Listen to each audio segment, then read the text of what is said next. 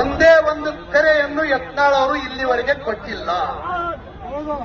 ನನಗೋಸ್ಕರ ಬೀದಿಗಿಳಿದು ಹೋರಾಟ ಮಾಡ್ರಿ ಅಂತ ಯತ್ನಾಳ್ ಅವರು ಯಾರಿಗೂ ಹೇಳಿಲ್ಲ.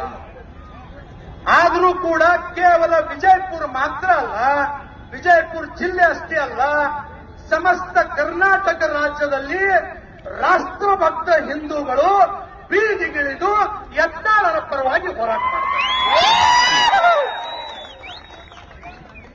ಇದನ್ನೆಲ್ಲ ನೋಡಿದ್ರೆ ನನಗನ್ನಿಸ್ತಾ ಇದೆ, ಭಾರತೀಯ ಜನತಾ ಪಾರ್ಟಿ ಬಸನಗೌಡ ಪಾಟೀಲ್ ಯತ್ನಾಳರನ್ನ ಬಿಜೆಪಿಯಿಂದ ಉಚ್ಚಾಟನೆ ಮಾಡಿಲ್ಲ, ಹಿಂದುತ್ವವನ್ನೇ ಬಿಜೆಪಿಯಿಂದ ಉಚ್ಚಾಟನೆ ಮಾಡಿಲ್ಲ.